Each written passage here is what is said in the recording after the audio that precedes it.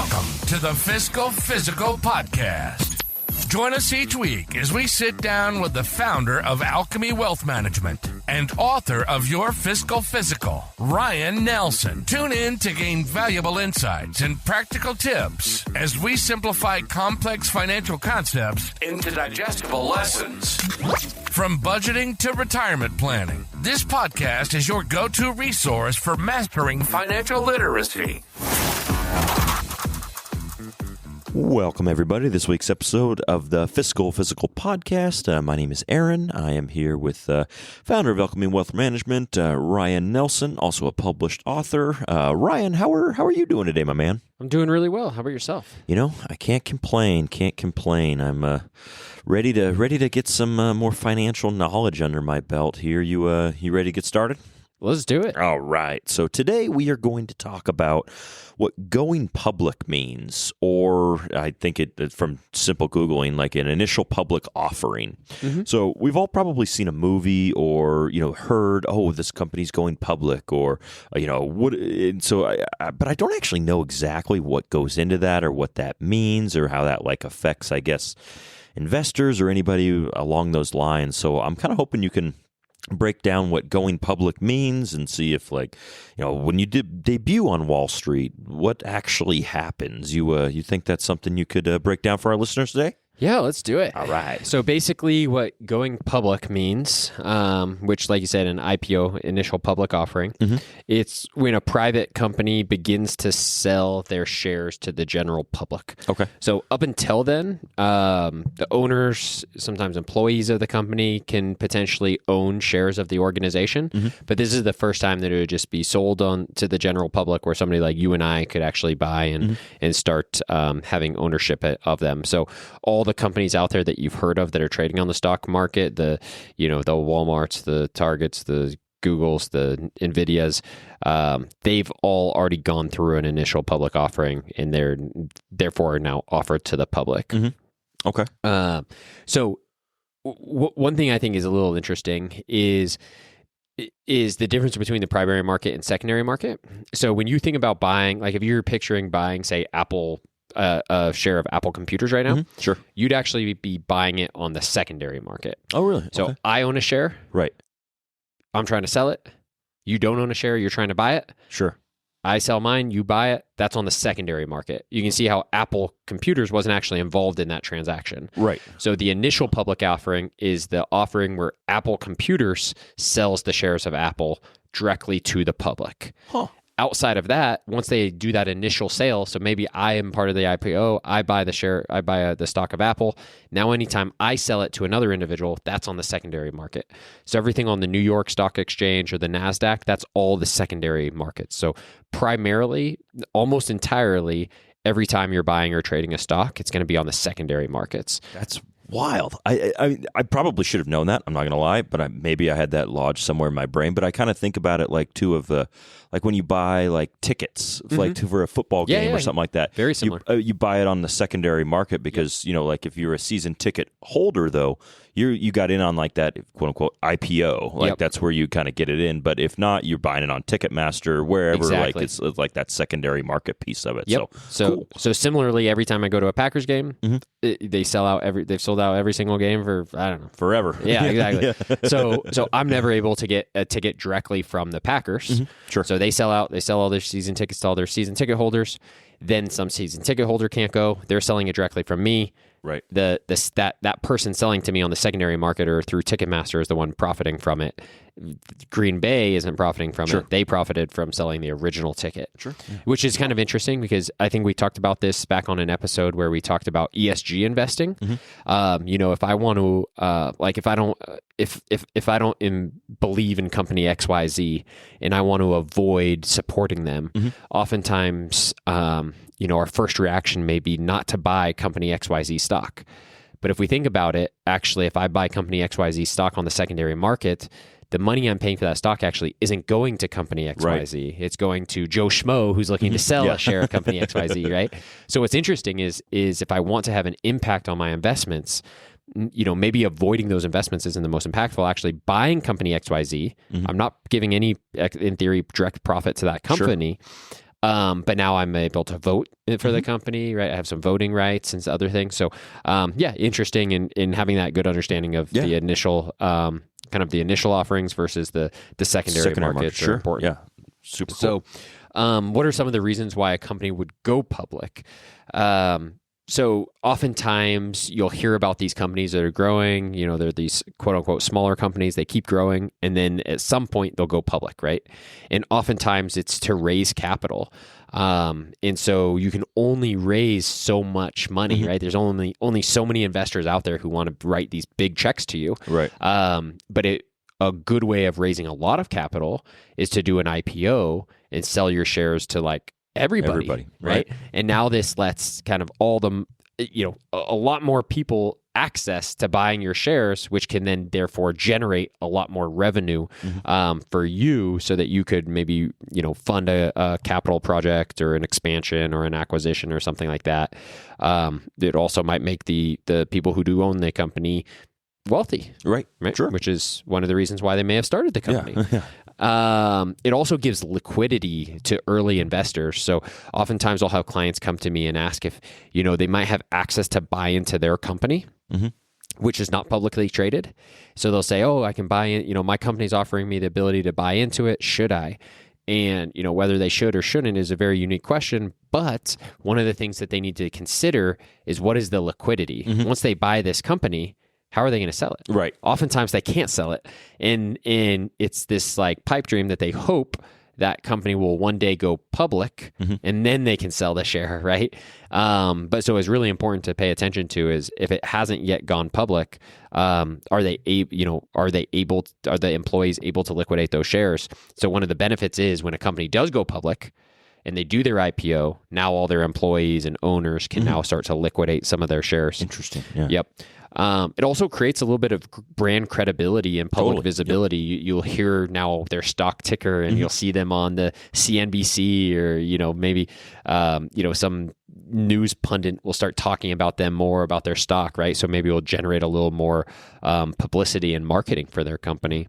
Yeah, well, I think about it. If I see it's a publicly traded company, immediately I'm like, okay, they must have like oversight and all these different things to ensure that they're a worthy brand, I guess, to kind of buy, which maybe is a little bit of a pipe dream. You don't really know what goes on behind the closed doors. But at the same time, like if I see something that's traded publicly, I feel more confident that I guess they're not going to immediately go under, I suppose. For sure. Whether that's true or not, I don't know. But like, I think it's something that definitely... Yeah, there's a perception. Yeah, perception of it. Absolutely. For sure.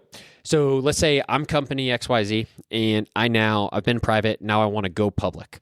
So there's never necessarily, like, how would you price what it should be? Right. Yeah. Right? Great question. The nice thing about like Apple Computers or some company that's been publicly traded for a long time, there's been thousands, right? Probably millions of transactions of Apple. So thousands of people buying, thousands of people selling, all coming to a balance, right? Supply and demand has dictated what the price of their company is worth, and how much a single share should be worth.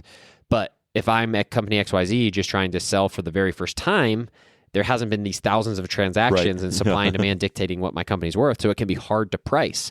And you'll see a lot of companies do get this wrong. But basically what you do is you'd hire an underwriter. They would estimate the company value and then do some testing and basically try to set a price based on what they believe the investor interest will be based on those current market conditions.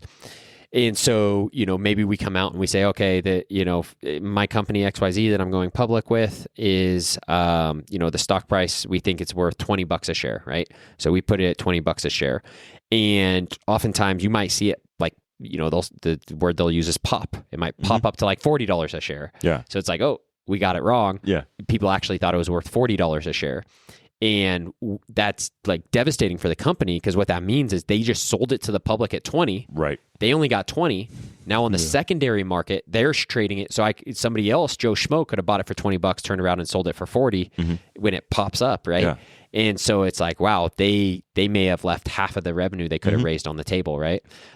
Or sometimes you'll see them price it, at $10, and then it will immediately start falling to $5 or something, and that can be devastating for their reputation. Yeah. And, just again, while it doesn't change the quality of the business, there might be people who then have a completely different perception of that business with, oh yeah, their stock immediately went from $20 to $5, whereas it's like, wow, the quality of the business was exactly the same. They just mispriced it. Exactly. So is there a word? I mean, if the stock pops, is there a word for like the opposite of that? I don't know if drops. Is crashes? It like pop? I don't know. I don't crash. Drop. I was just curious if like probably drops. I guess because I definitely hear more of like the pop. As far as it popped, but I was just curious if there was not that I can think of off the top of my head, but it's probably just drop or like crash. Makes sense. But yeah, so the underwriters are going to estimate the value of the company. They're going to kind of try to test it. They're going to set that price, and then really you put it to the IPO, the public market, and you see kind of what happens. So some benefits, we touched on a little bit of this, but some benefits of going public would be you can now gain access to a significant amount of capital. You have that stronger brand reputation.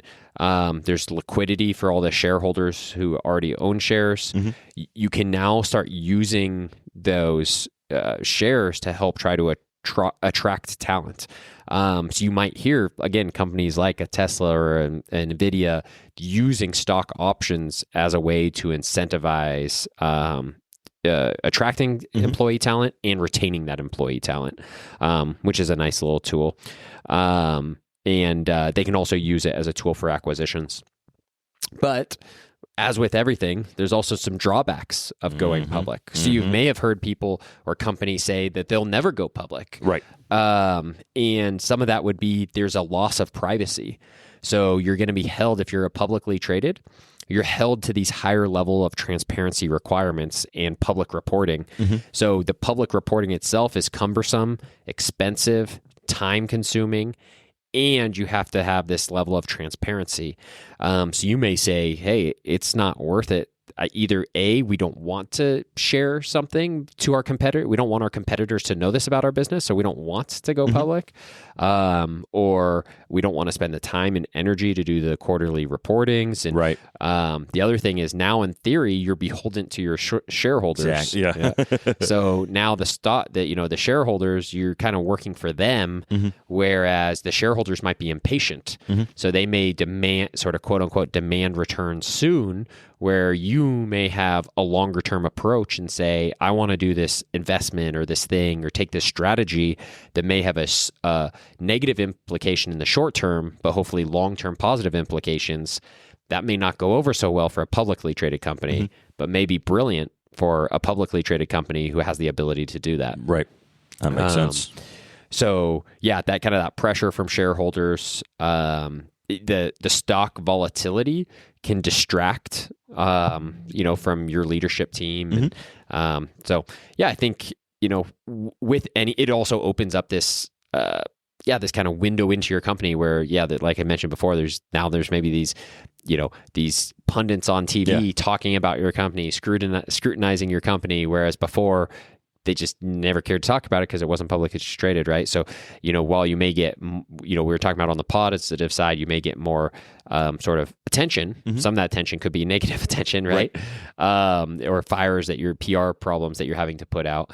So yeah, as with anything, I think there's both positives and negatives to going public, but hopefully that gives you a bit of an idea of sort of what going public means and the difference between the IPO and the secondary markets. 100%. I mean, I already feel like I learned so much today just in general. Hope everybody else did as well. But I think about, like, you mentioned just the scrutiny piece of it, like, especially in nowadays, like, I mean, you think about like Boeing, like for example, like they had that video pop out where they lost a door on the airplane, which obviously terrible, don't want to do that. Like, and it opens up this intense like scrutiny publicly to be like, we want a full investigation of all this different things, which I totally get. I think it's valid in a certain case, but I mean, their stock dropped quite a bit after that. Don't know where it's at now. It's probably back if we're being honest. But and just nowadays with everything going viral, or like, what's the guy who's he's an older guy, but he used to like be like, buy, sell. Jim Cramer.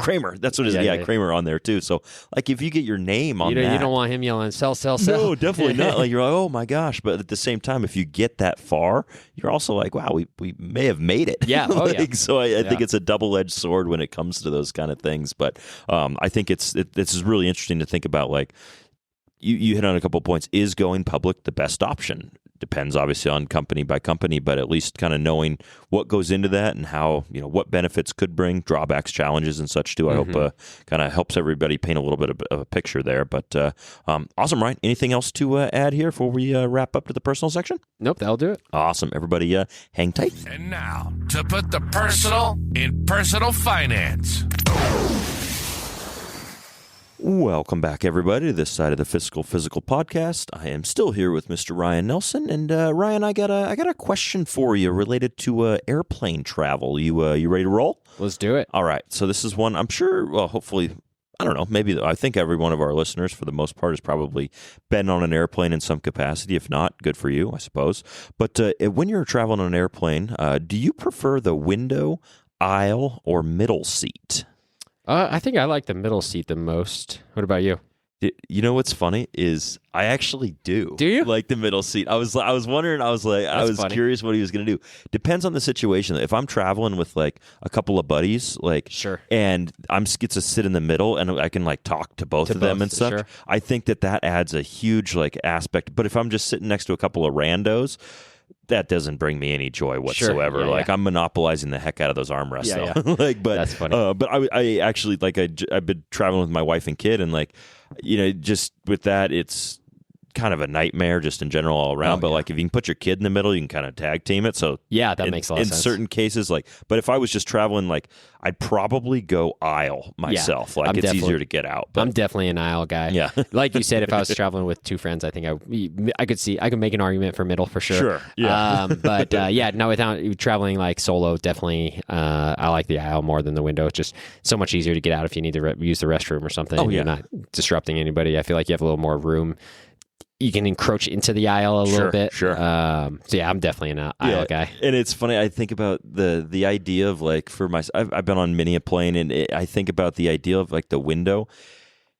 You're really just getting to see stuff you've probably already seen. Sure. And with takeoff, you have 5 to 10 minutes of where you can see stuff, and then it's just clouds for the most part. Yeah. I'm everyone's already seen this. No one really cares. With it is kind of cool though when you're sitting on the window and you can kind of see the city you're entering in. Yeah, for if it's the first time you've been there or whatever. I know that when we fly into different places. When I flew into New York the first time, I was holy smokes! I was pressed up against the glass there, and I was this is crazy. But after a while, it just kind of wears off, and I'm I don't care what's more comfortable. For sure. Can I snag an extra snack off of this cart? It's a lot harder doing that sitting in the window seat. 100%. Sure. So awesome. Well, I appreciate it, Ryan. We'll go ahead and pose that question to the listeners. Are you guys a middle, aisle, or window kind of person? So let us know, and as always, please let us know if you guys have any topics you want us to cover. Email us at podcast@alchemywealth.com. Send us a text, whatever it is. These pods drop every Tuesday, and we'd love to cover some of your questions. And with that, Ryan, I'll go ahead and turn it over to you. As always, stay the course. Thank you for joining us for the Fiscal Physical Podcast. Until next time, happy listening. And as always, stay the course. If you have a question or topic suggestions, please email us at podcast@alchemywealth.com. If you enjoyed today's discussion, subscribe to the podcast to ensure you never miss an episode. And consider leaving us a rating and review on your favorite platform. This helps other listeners like you find the show. For more resources, you can visit Alchemy Wealth Management's website at www.alchemywealth.com or find your Fiscal Physical, the book, on Amazon. We'd be remiss if we didn't mention that personal finance is just that, personal. Please don't take anything we say as advice. The preceding content is for informational and entertainment purposes only. It's not an offer or a solicitation, nor should it be construed or relied upon for tax, legal, or investment advice. It doesn't consider your personal financial situation or objectives and may not be suitable for you.